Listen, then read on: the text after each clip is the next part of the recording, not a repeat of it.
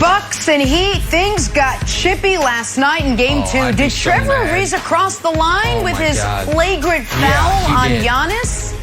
Nick says yes. Oh my goodness. Hey, the Los Angeles basketball teams, they got a pair of huge Game 2s tonight. Which team needs a win more? And plenty of superstars vying for the title this season. Nick's got a list cooked up of those with the most to gain from winning it all. And with that, we say good Tuesday morning for you. Welcome to a fantastic First Things First. We have a ton to get to. Jenna, Nick, Brandon, Kevin Wilds. Nick, I got to ask, I got to make sure, no fatherly bias on this list with your large adult Slovenian son, Luka, I assume, I hope? No fatherly bias, but much like New York City's cuisine, a strong international flair at the top of this list to be debuted in 30 minutes. Can't wait for it.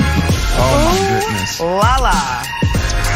All right, guys, well, before we get to a big night in the NBA, we got to talk some Aaron Rodgers, because Aaron Rodgers talked some about his future. We've been hearing for months rumors of his discontent in Green Bay, right? Many assuming it as a result of the team drafting his heir apparent.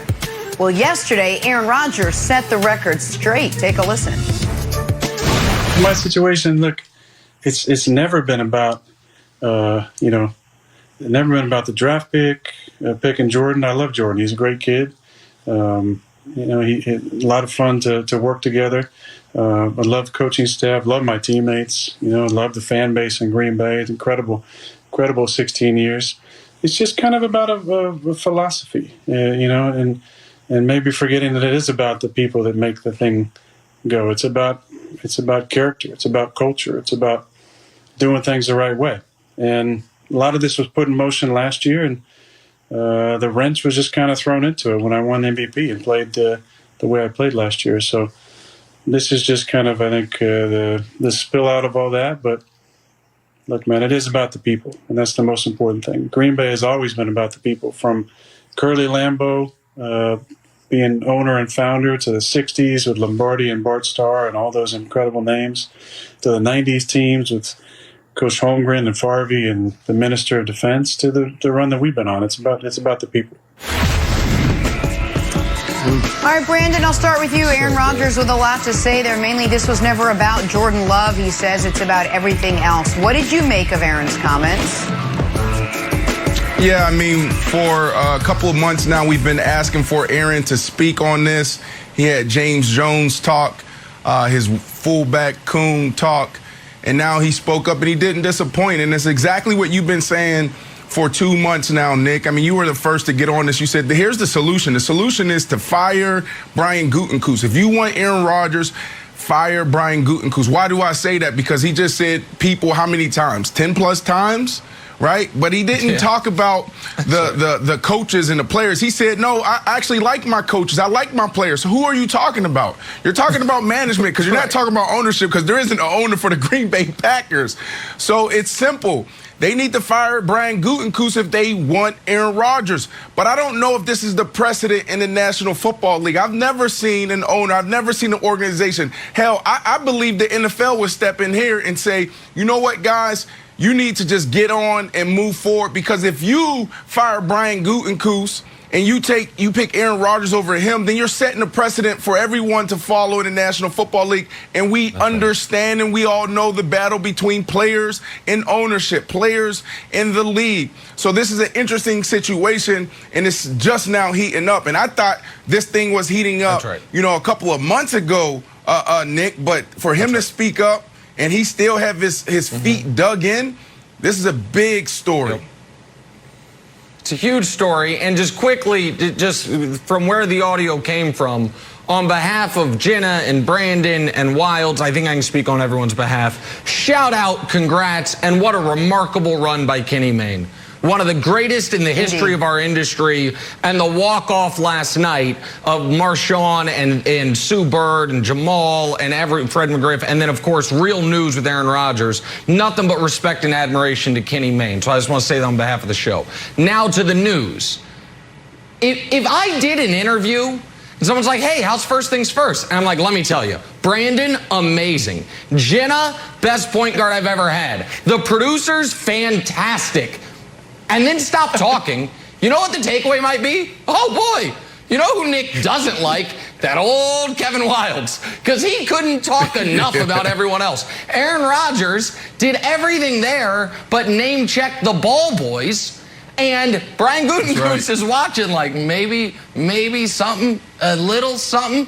And I also thought it was interesting that he said it wasn't about the draft pick, when we know that was kind of the start of it. But to me, what he is saying there is it's about how it was handled. And Wildes, and by the way, my example was obviously a fake one because I adore Kevin Wildes. But Wildes, you know me well enough to know that I at times can get a little upset at, behind the scenes at work. I can disagree with the philosophy, I can get mad at things. But what I've never felt is disrespected. Anytime I've gotten angry, someone after the show calls me, talks me through it, like, hey, Nick, here's what we were thinking, here's what you were thinking. And even if I end up disagreeing, I'm like, okay, they value me, they are hearing me, and we don't always have to agree. What Aaron Rodgers to me was communicating is, I have been disrespected, and that has not been remedied, and I don't know if it can be remedied. And so that, to me, it was very clear who he was talking about and what he was talking about. And I understand Brandon's point that it's not a precedent the NFL wants to set, but if I'm Mark Murphy watching it, I'm like, he's making it very clear. There's one way and one way only to fix this. Do I want to fix this? And that's then having a very tough conversation with Brian Gutekunst. Okay, so I have a solution for that. And Brandon, I think you'll be happy too. But first, good news for Packers fans. It's good news all around. Because I think Aaron Rodgers wants to be a Packer. He could have demanded a trade to Kenny Mayne, and he didn't. And first of all, the interview was 11 minutes long. About 80% of it was jokes and Aaron giving flowers to Kenny and talking about how great Kenny was at TV and how he watched him growing up. It was just a lovely interview. But the parallels were also right there of two guys who had been in an organization for a long time. And Aaron very easily could have said, you know what? Just like you, Kenny, I think it's time for a change of scenery, and I think I could do very well elsewhere, just like I think you would. And he didn't say it, and it was right there for the taking. And the fact that he didn't say it, and he knows the parallels were there, makes me think he wants to be a Packer. And then, Brandon, for the solution for you, I think you're 100% right that they don't want to set the precedent that the quarterback can come in and start firing people in the organization. Makes sense. That's right. So here's the solution. Good news, Brian Gutekunst. You're not getting a raise, but your new title is Executive Vice President, Packers Strategy, Marketing, Sales, Historical Memorabilia, and Parking. We need you, and you just give the guy a raise. You give the guy a fake executive vice president role. He's not fired. You dress it up a little prettier than I did. For real, like that's what's going to happen. But they're not going to kick him to the curb. They're going to give him some like more purview. And by the way, since you have such a huge purview now, we're going to bring someone else in to handle like just boring GM stuff because you have to worry about the entire Packers world. It won't work. You just said the interview was 11 minutes. Listen to the 11 minutes again and count how many times he said the people. He went back to the 1960s. He talked about everybody in that organization that came in and impacted that culture. And so if you're going to take Brian Gutekunst and move him to the mailroom or, VP of marketing and strategy, et cetera, Aaron Rodgers wants nothing to do with this guy. He wants nothing. He wants him out of your organization. He wants him out of Appleton, Wisconsin. Look, it's time to move on because it's going to break down the integrity. So either you move forward with Brian Gutekunst or you move forward with Aaron Rodgers, but you have to pick one because what's going to happen is the new precedent in the locker room is, well, if there's discontent between me and the organization. I can speak on that, and I can also demand certain things. And everything that you're trying to do from a football standpoint, just winning ball games, getting back to the main thing, is broken down. The integrity is gone. So they have to make a decision. They have to make a decision fast, because they're not going to win ball games like this. Everybody's going to be up in arms. We saw that come from their wide receiver a couple weeks ago. Jenna? Right. Rodgers, meanwhile, not among the Packers at Lambeau for OTAs on Monday. Another sign this that makes me standoff so continues. mad. Back talking this Sorry, play, Jenna. this physical moment from Game 2 last night was Trevor Ariza's flagrant foul push off Giannis just a little over the line. First things first on a Tuesday morning. Hey, let's play a little drawing a blank. Back to the NBA now. The Bucks used a 3-point barrage last night to just dominate Game 2, seize control in their first-round series with the Miami Heat. Giannis, 31 and 13 last night. So, Brandon, your biggest takeaway from the Bucks win was blank. Pure domination. That's what it was. I mean, from the start. I mean, a minute and 30 seconds in, they led the entire way. And the Heat couldn't even get close to smelling a lead. It was that bad. The other thought that came up watching this game, because it really wasn't entertaining, you know, because you thought that'll be a better series when you go back to what happened in the bubble last year. But that's what it took me back to. You know, the Miami Heat had an edge because of their mindset, their leadership. And it shows just how important that was last year in the bubble, because this was pure domination. How do you go from dominating these guys last year in the bubble to this game looking like you're not even supposed to be on the court? So, Nick, this was pure domination for me. And I need you to also do me a favor. Please, please, please, when we get to round 2 and then we got the Nets, potentially the Bucks, or whenever they meet, I don't want you ever to reference this series, because the Miami Heat don't even deserve to be on the court with the Bucks, man. Oh, we won't have to. Oh, we won't have to. No. Nets-Bucks is going to maybe be the series of the playoffs. But I'm going to look at this from the Heat perspective, because there's a great book out there I recommend for everyone called The Psychopath Test. It's like an actual test you can run to see if someone's psychopath. Well, I've come up with a sequel to that. It's called the Superstar Test. It's only one question. The question is this: can you be terrible in a playoff game and the shows like this give you a pass? If the answer is yes, you are not a superstar. Jimmy Butler, 8 for 32, games 1 and 2. Nary a word of criticism. Jimmy Butler, not a superstar. Julius Randle, anybody see his game 1? Oh my God, he's an MVP candidate. Guess what? Total pass for an abysmal game 1. Not a superstar. On the other hand, Anthony Davis, terrible game 1. Annihilated. Anthony Davis, superstar. So if you're wondering, like, is Jason Tatum a superstar? Well, he went 6 for 20 in game 1 of his series and nobody cared. So the answer is no. So there's a good and a bad to that, but Jimmy Butler, great player, not a superstar, as evidenced by the fact he's been terrible through 2 games and nobody's blaming him for anything, Wilds. I mean, that was just a brilliant take, and I loved it.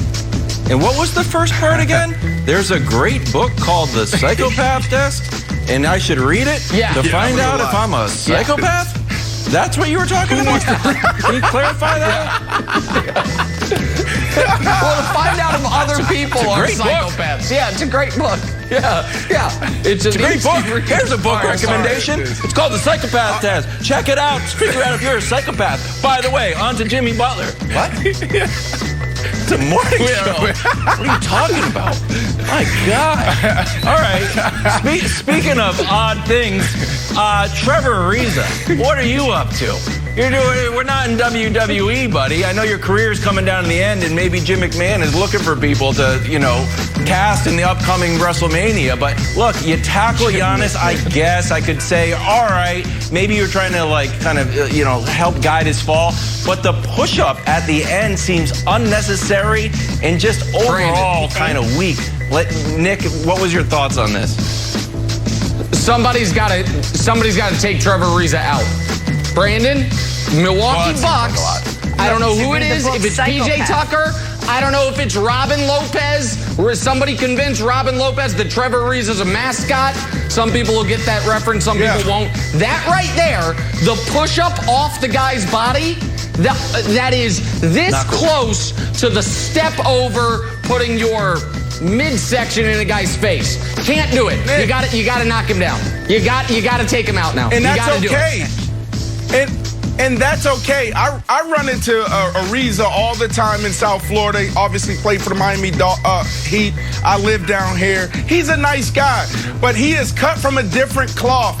This dude is an old school basketball player. So yes, what's supposed to happen is somebody on the Bucks is supposed to come out, knock him inside his head, tell him stop hitting our superstar. Yeah. By the end of the day, this is basketball. Yeah. Toughen up. Toughen up. By the way, I meant Brooke Lopez, not Robin. My apologies. It's okay. We head to the Bay, where Warriors GM Bob Myers talked about an extension for Steph Curry. He's confident they'll get something done. He said, quote, "I don't see any reason not to be optimistic." So, Brandon, the Warriors' confidence in a Steph Curry extension is blank. It's warranted.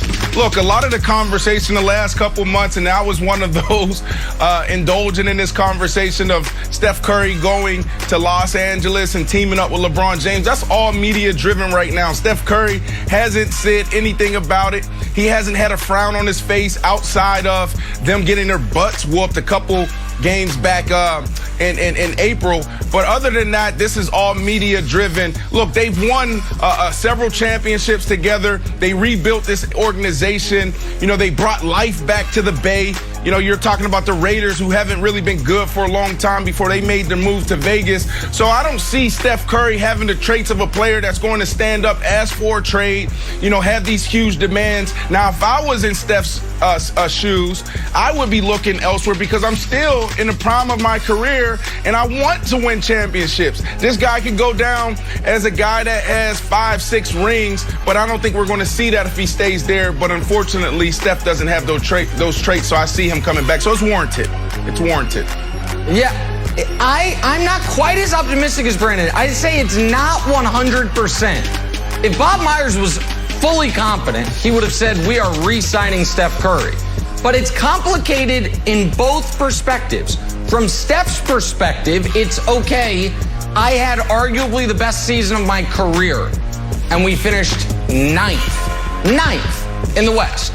Like, how good can we be even when Clay comes back?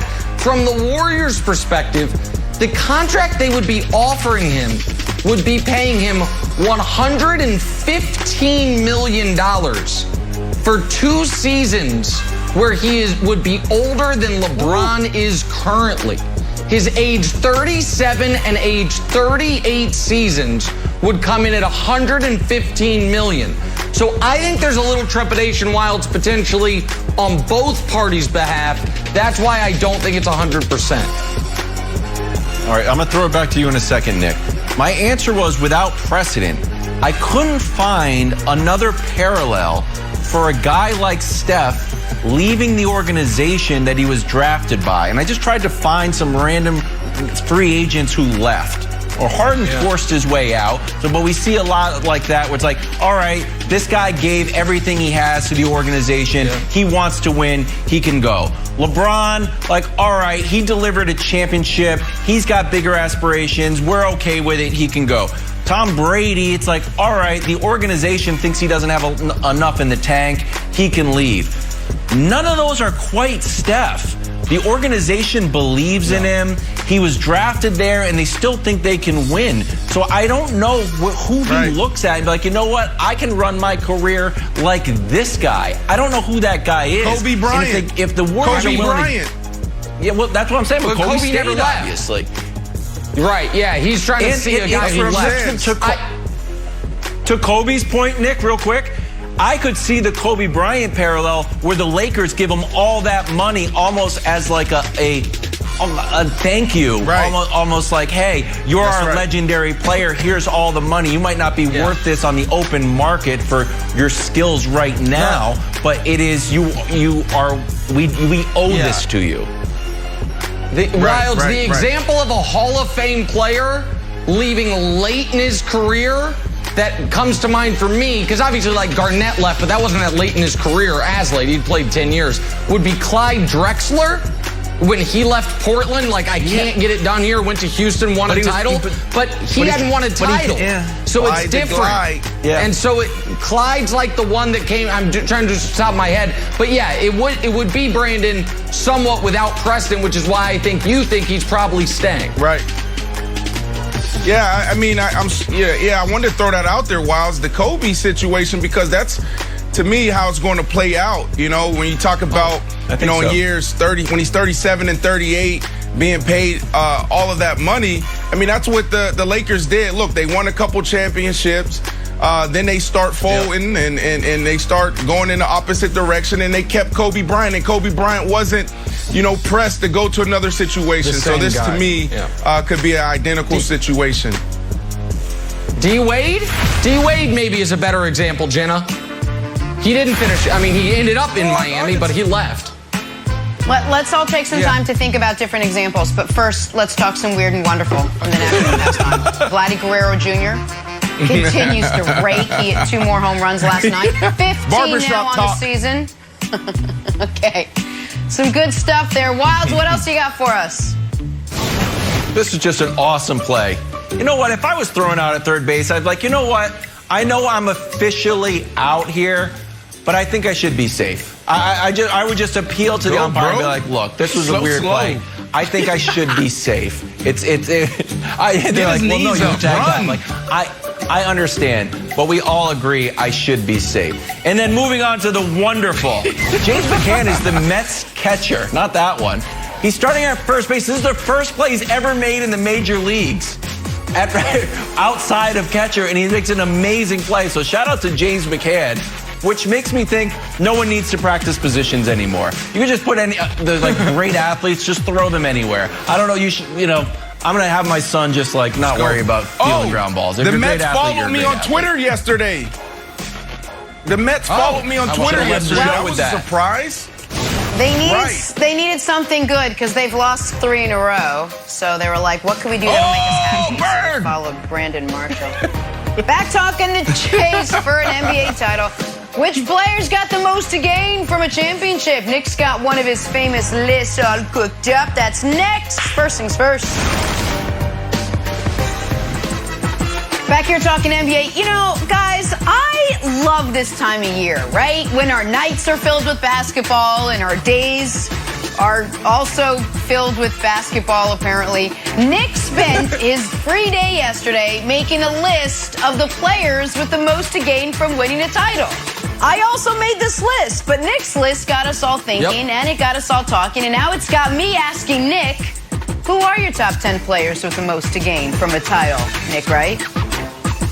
Well, thank you for asking, Jenna. And the 3 players you're seeing here in Russ, Tatum, and Ja, they're not included. Not because they don't have a ton to gain, but I only included guys who are on teams that have a realistic shot, at least a semi-realistic shot of winning the title. That way we could pare it down. Number 10, LeBron James. Why is he so low on the list?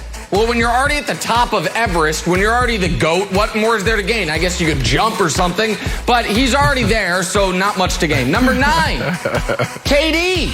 KD does have a decent amount to gain because it validates his decision to go to Brooklyn. And he would become just the 4th guy ever, potentially, to win Finals MVP for 2 different franchises. However, because he didn't play so much this year, and the story this year really was more Harden than Durant, it really would depend on how the finals look if KD is going to get the full validation, but obviously still a ton to gain. Number 8 on the list, Kawhi. You guys remember those 6 months when folks tried to convince you he was the best player alive and how laughable that was? Well, if 2 months from now he's holding the trophy, it would not be laughable. He would be able to join LeBron as the only guy to win Finals MVP for 3 franchises, and it would obviously totally validate his decision to go to the LA Clippers and make the Clippers and Lakers a real rivalry for the first time ever. Number 7, Joel Embiid. It would essentially finish a near-perfect season, aside from the injury. And it would show you he fully realized the potential we saw from him in flashes at the University of Kansas. And the only question mark with him was always about health. But if he carries this team all the way to the finals, he might become the face of the league. In fact, everyone left on the list could become the face of the league. Number 6, Nikola Jokic. Only 10 guys ever have won regular season MVP and finals MVP in the same season. It's Willis Reed plus 9 of the 14 greatest players in the history of the sport. Nikola Jokic could join that list if the Nuggets end up winning the championship. Number 5, Dame. You know, I've been working on this project of the 50 best players of the last 50 years for about 18 months. And when I whittled it down, I'm like, my goodness, Dame, not on the list. If he were to win the title, not only does he skyrocket up these all-time lists, it validates his I will stay here and build it around me approach while everyone else is moving around and trying to bring guys with them. And now your guys with the most to gain far and away. Number 4, Chris Paul. If the Suns win the title, the greatest point guards of all time list goes as follows: Magic, Oscar, Steph, Chris Paul. It will be the ultimate capstone to a career where the only question mark has been, can he hold up for an entire playoff run and get it done? He's never been in the finals. And revisionist history, we will probably give him half a championship for 2018 when it looked like they were going to beat the Warriors until he got hurt. Now your top 3 guys. Number 3, Brandon, James Harden. James Harden has done everything you can do in this league, except for this. He's got 3 scoring titles, he's got an assist title, he's got 1 MVP, he's got 3 second-place MVP finishes, he's got a 6th Man of the Year award. If they win the championship and he is great, you start talking about him as not only a top 20 all-time player, you start wondering how high up he can climb, because the only thing holding him away from that is postseason success. And then the guys with the most to gain, the 2 guys. Number 2 is Luka Doncic. It would be the greatest start to an NBA career for any player other than Kareem Abdul-Jabbar. He would be, LeBron at 22 got his team to the finals. If Luka at 22 gets his team to a championship without another legit, forget superstar, all-star around him, that is how you start a career that could end up as the greatest player ever. And then number 1, the guy with the most to gain, Giannis. If Giannis goes through Jimmy and Heat culture, and then KD, Harden, Kyrie in the Nets, then Embiid, and then LeBron and AD in the finals, and at age 26 has 2 league MVPs, a championship, a finals MVP, a defensive player of the year award, he will have accomplished everything one can accomplish in this league and will have done it faster than LeBron or MJ as far as winning their first title. Giannis, the only question mark with him is a deep playoff run. If he does it, particularly with the path he has to go on, he has more to gain than anybody. So there it is, your 10 guys, Brandon, with the most to gain from a championship this season. Phenomenal. I mean, this is absolutely phenomenal. It's entertaining. And it's hard to debate this, Nick. And like I always tell you, I'm with you when you right, buddy. So I'll be quick here. There's 2 things that I want to highlight. Number 10, LeBron James. There's so much more meat left on that bone. When you talk about, what's out there for him to gain, it's the GOAT. I know you have him as the GOAT right now. But it is, it isn't even a debate, a conversation. If he wins 1 more, if he gets to 5, I mean, he is the GOAT when you look at longevity and you look at how he's impacted this game on the court and off the court.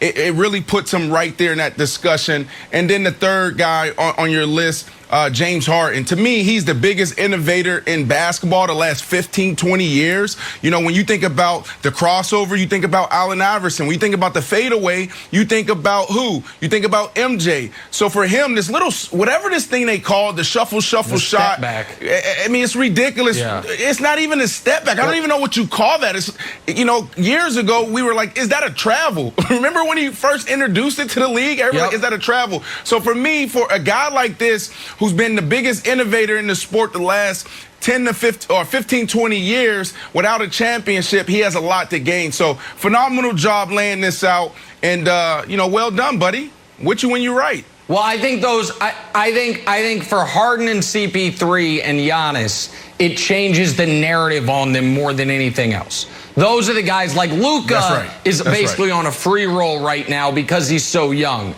But the question marks about Giannis, Harden, and to a lesser extent CP3 is playoff performances, Wilds. So a championship. Go ahead, Brandon. But what you said about Luka is so true, man. If you watch this guy and you look in his eyes, like he is on a mission. This dude, if he wins a championship, which I don't think he'll win a championship this year, it's not even. He's the face of the franchise now. Like face of the league, face of the NBA 100%. Right now. So like he has a lot to gain. This dude is just phenomenal, and he's on a mission, and he's on a tear right now. 100% agree. Wilds, your thoughts other than just telling me what a beautiful list it is, which I appreciate when you do that. You're great at that, telling me how perfect my lists are. Okay, well, number two, first of all, just raw nepotism for number two. Let's just be honest here. He's your son. I feel like the fact that there wasn't a disclaimer in there, like, and by the way, he's my son. So it's like, I just kind of have to mention it for the integrity of the show. All right. 1 through 7 is really interesting because there's guys that are trying to get it, right? I'm trying to change my narrative. I need that championship to have a sort of a Garnett turn on their narrative. Yep. 8, 9, and 10 are really interesting. And Brandon already talked about LeBron. So I want to talk about 8 and 9, Kawhi and Durant. They've both got 2 finals MVPs. The list of guys with 3 finals MVP is really short. It's Magic, Shaq, and Duncan. If Kawhi wins a finals MVP or Durant wins another finals MVP, do you think they're like, hold on, I need to put them in the same conversation as Magic Johnson now? It's like, yeah, it's Kawhi and Magic Johnson. Or it's like Magic Johnson and Durant. It's like, or like Shaq and Durant. Like, yeah, they're both dominant players who on the biggest stage played their best and won 3 finals MVPs. So if the audience confused, Wilds was given the list of people who have precisely 3 finals MVPs. Jordan obviously has 6. LeBron has 4. So it was the guys he would be joining. I would put Durant. I mean, I think Magic's the 4th greatest player ever. So I wouldn't quite put Durant there. But yeah, Durant, because he has the body of work in the regular season as well. He's the regular season MVP. He has the scoring championships. He has the longevity of it. Kawhi would go into the category of a top 10 all-time playoff performer without being a top 10 all-time player. Like those are, and that's not a shade. Like he would have to do more he would have to do more you can't put him up there with those guys as of yet, Wilds. Like even if they win the championship. Go ahead. Just a quick argument against it is, this means he would have taken 3 teams to the finals. I mean, I know if you don't want to give him all the credit because he was part of the Spurs dynasty, that's fine. But he made the Raptors. He carried the Raptors to the finals. He would have he would have carried 2 franchises to the finals. It's amazing. He would have carried 2. Yeah, it's amazing. It would be an all-time great playoff performer. He didn't carry the Spurs to the finals. Like it's got 3 other Hall of Fame teammates. Well, he was the reason why they won it, though. No, the Spurs, no. The Raptors, absolutely. The Spurs were. He was not the reason they won that championship. Absolutely not. I was sitting with one of my best friends, Michael Rappaport, the comedian, another guy I went to college with, and he said, "This dude Kawhi is the man." That was my first introduction of Kawhi Leonard. Was in that series. Like he was dominating everybody on both ends of the court. So it's interesting. He was excellent, but I just don't know if you can say he carried him. It was the franchise's 5th championship. I wish your introduction, Brandon, had been 1 year before courtside, because 1 year before courtside, you could have seen LeBron hit the series-clinching jumper right in his face. That would have been good seats. You didn't need good seats, but it would have been a good view. That wasn't courtside. I was at home watching. I was sitting with my friend Oprah, not that Oprah, different Oprah. We were talking about the Lakers and Clippers. Pair of pivotal game 2s in store for tonight. Who needs to win more? That's next. First things first. Back here, first things first, we'll get to the Clippers and Lakers in a second. But first, we got to talk about Nick's jacket and his plea for an NBA awards ballot. Jazz guard Jordan Clarkson awarded the 6th Man of the Year trophy. Here was Clarkson last night when he found out. And number 3, how many Utah Jazz players have won it? 0. 1. Oh, who's the one? Man. Yeah. Yo.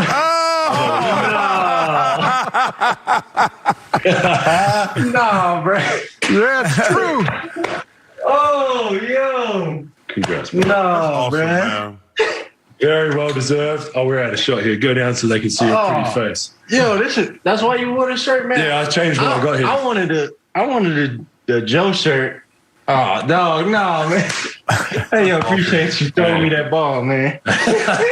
Very well deserved.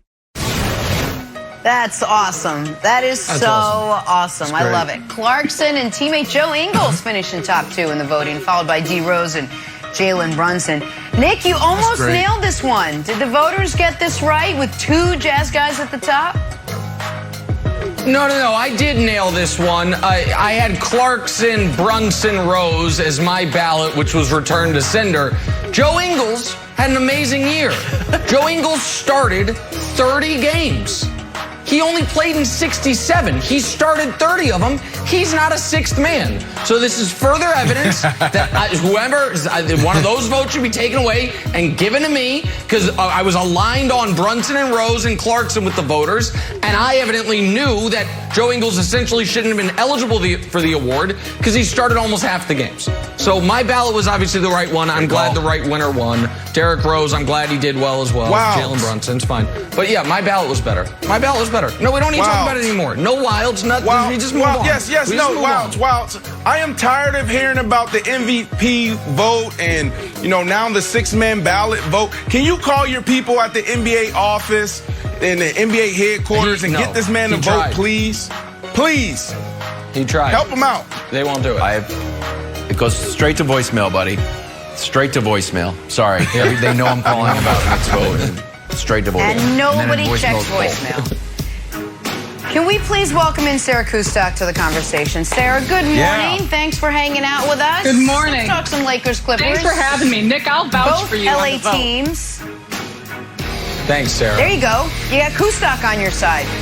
Both Lakers and Clippers find themselves down 0-1 in their series, both gearing up for a very big Game 2 tonight. Sarah, I'll start with you. Who needs a Game 2 win more, Lakers or Clippers? Jenna, to me, there is no question that it's the Los Angeles Clippers. Let's start with the Lakers side of things first. I think LeBron is probably most comfortable having dropped the first game in this series. There's a variety of factors when it comes to Los Angeles, whether it's adjustments they could still make, moving Anthony Davis to playing more of the 5, namely that what we would anticipate out of him. DeAndre Ayton was spectacular in his playoff debut, but I feel like we are going to see more of the Anthony Davis that we would come to expect in that aspect of things. And just overall for the Lakers, Frank Vogel, this coaching staff, their ability to adjust, give credit and respect to the Phoenix Suns, because I think they are a tremendous team. I had expectations this was going to be a long, challenging series. But what do we always say when it comes to the playoffs? Protect home court. Phoenix is the number 2 seed, and they did exactly what they were supposed to do, protect their home floor, which flips it to the other side of things with the Clippers. Who was the top seed in that series? It was the Los Angeles Clippers. And you think about dating back to where their mentals are at, given the fact that we saw that bubble 3-1 collapse. Right. Now they've lost 4 straight playoff games.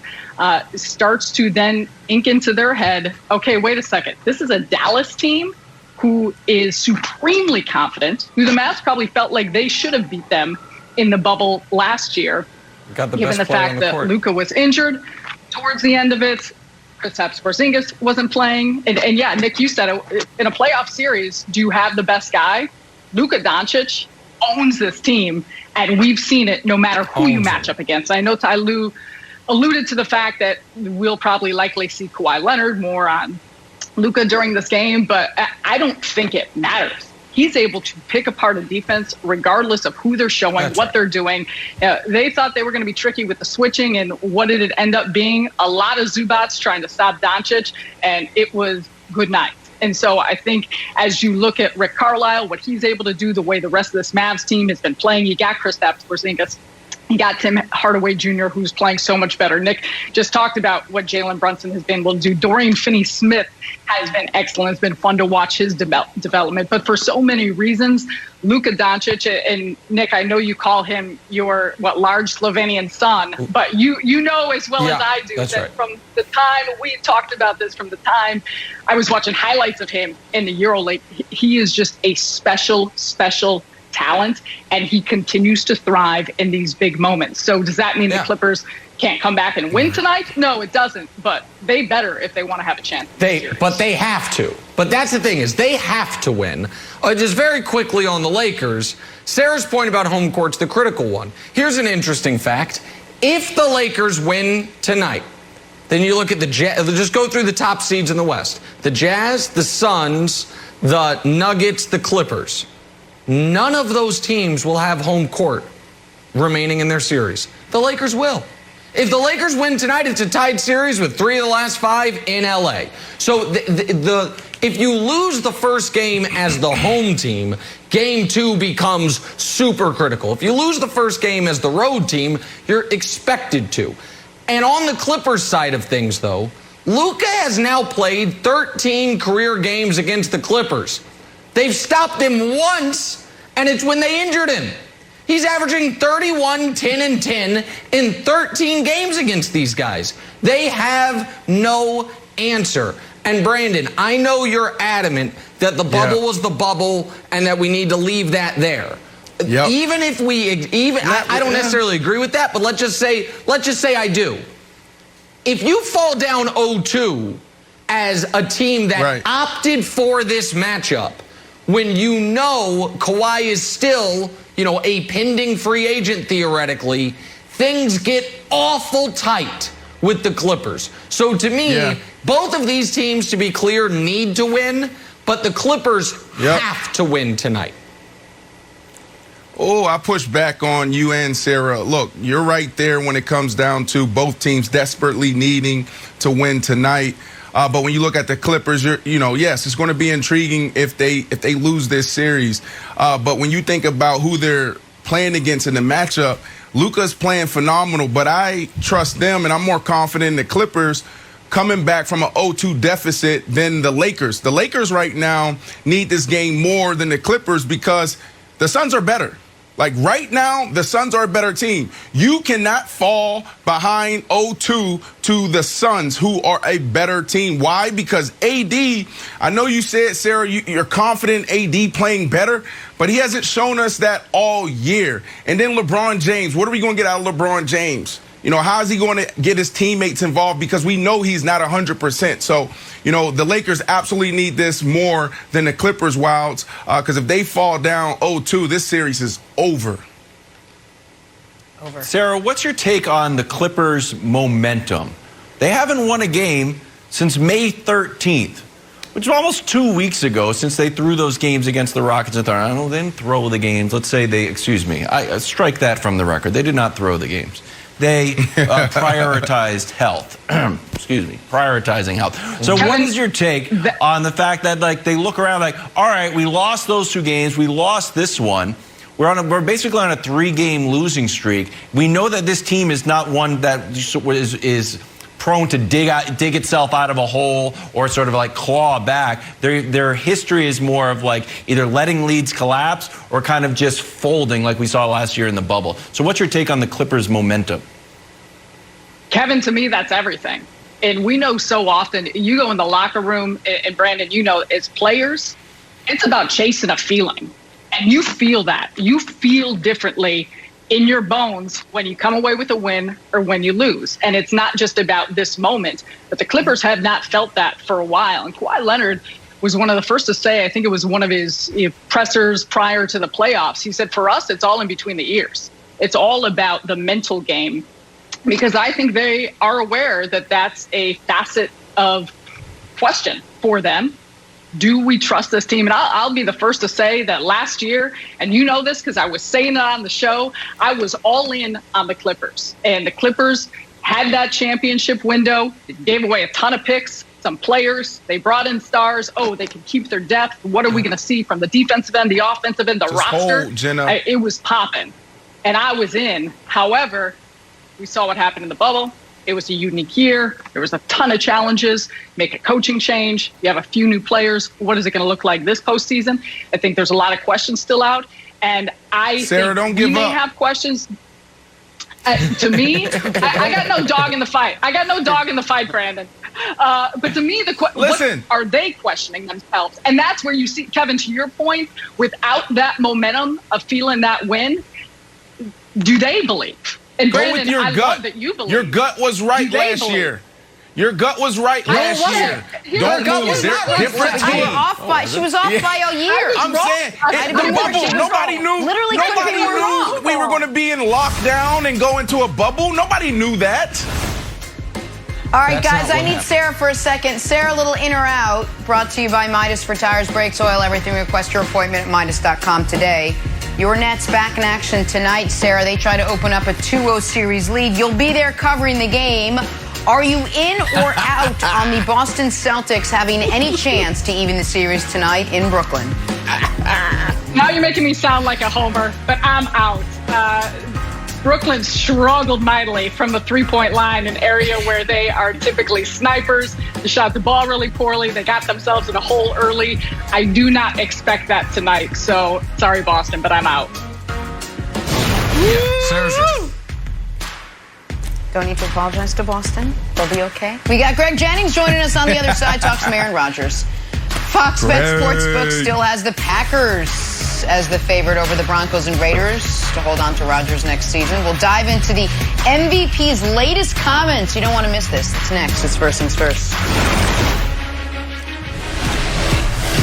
Tonight on FS1, two teams with a little bit of history collide. Mookie Betts leading the Dodgers against Jose Altuve and the Astros. Coverage begins tonight, 7 Eastern, 4 Pacific on FS1 and the Fox Sports app. Time now for stories to start your morning, brought to you by Subway. Both LA teams find themselves down 0-1 in their series. Both gearing up for a very important Game 2. Both teams, Clippers and Lakers, with superstars that are going to need to get back on track if they have any real shot at a title. So, Brandon, who needs a Game 2 win more, Lakers or Clippers? Look, both teams desperately need Game 2. When you look at the Clippers, you know, they're set up to really, you know, come back and win this Game 2 because of how they're built and what the adjustments they made this year. Now, the Mavericks and Luka, they're playing phenomenal. If you go back to that game, everybody got involved, and Luka has that Mamba mentality. He has that type of mindset where he just elevates in big moments. He has a thing for the flair. We all know that. So he is sensational, but they have what they need in Los Angeles when you talk about the Clippers to come back from an 0-2 deficit. So that's why I got to go with the Lakers. The Lakers, they're not the better team right now. The Suns are the better team. Like, you are who your records say you are. The Suns are the number 2 seed, and it's because of AD, him being, you know, missing and not really stepping up and elevating his game and going back to the guy that we saw in the bubble, and LeBron James' health. So the Lakers absolutely need Game 2, Nick, because if they fall to the Suns 0-2, it's absolutely over. Well, I don't think it would be over, but I do think they would be in trouble. So I want to be very clear here. If the Lakers lose tonight, for the first time all year, I will be concerned because I expect them to win tonight. I expect LeBron to look far different, and I expect them to win tonight. But if they do lose tonight, the fact that they're the 7 seed and the Suns are the 2 seed actually works to their advantage, only in that they would have not lost a home game. And I know it's an old NBA cliche, but it's true. You don't really get worried in a series until the home team loses a game. So Lakers say, okay, Suns did what they're supposed to do. Now we go to LA facing back-to-back must-win games. The Clippers are not in that spot. The Clippers would be falling down 0-2 at home with all of the baggage of last season still floating around that locker room. And so to me, there is no question about it, that the Clippers, not only for this season, but for what the future of the franchise looks like, they have to win this game.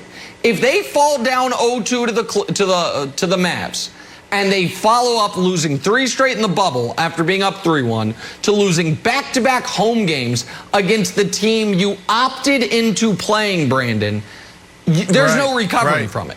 I don't know if it means Kawhi leaves. I certainly know it means a lot of people in the front office are fired, and there are major changes. And they don't have a lot of pivot points because they traded away all the assets to get Kawhi and Paul George. So I think they have to win this game. The Lakers need to win this game. The Clippers have to win this game. I mean, I think the intriguing part about the offseason for the Clippers, if they lose this game and then they lose this series, will be them dealing with this conversation and this topic the entire offseason, and it'll be all of next year because of how they enter into this market. Kawhi is the best player in the world. They are the kings of L.A., et cetera, et cetera. But when you just look at pure matchups, when you look at this, the Clippers going against the Mavs, like, they're still a year or two early. Like, they're not there. They're not going to win a championship. Is there anybody out there that believe that Luka's going to lead this team to a championship this year? So when you think about falling down to 0-2 and that type of hole, the Clippers has what it takes to come back. The Lakers, on the other hand, man, I got to double down on this. Health and AD. Now, I said it yesterday, if we want to put nicknames on people, Lemon Pepper Lou, we want to put out the nickname, Playoff P, then we got to put APB, AD. Like, what's going on with this guy? Yeah. Like, where is he at? Like, that's the biggest thing. LeBron James can come back and he can play sensational. He can drop 40 tonight. And if AD goes 2 for 12 again and 13 points and he's terrible at the line, he has 3 turnovers, then the Lakers don't win. So here's the thing. So obviously LeBron fell down 0-2 in all the finals except for the first one against the Warriors. Oh, but the 16, 17, 18, he fell down. But take those series out of it, because it's a different situation. Other than that, the last time he fell down 0-2 was the 2018 first round against the Celtics, a series that went 7 games, a great series. The Cavs ended up winning. I bring that up for this reason. In that game 2, I think LeBron scored 42 points. Now, it wasn't enough. They lost. But my level of, if they lose tonight, Brandon, they being the Lakers, I will be concerned. Right. If they lose tonight and LeBron doesn't have a monster game, then it's panic time. Because then it means there is something wrong with him because he can't get to that gear. Like, he knows that this game, I know you don't buy into the game 1 feel-out stuff, but on those winning percentages for his career in a playoff series, his worst games are, winning percentage-wise, is game 1. His best game winning percentage-wise is game 2. LeBron knows the Lakers got to have this game even though they're the road team. If he can't activate, then it's because his body won't let him activate, and then the Lakers are in real trouble. Right. The Clippers, it's less about their body and more about their mind right now. And if they lose, Jenna, I think that they are 1, 2, 3 combo. He said, we need to see if LeBron's going to dunk the ball. He hasn't dunked the ball in a while. That means he's not 100%. He's not healthy. We'll see tomorrow.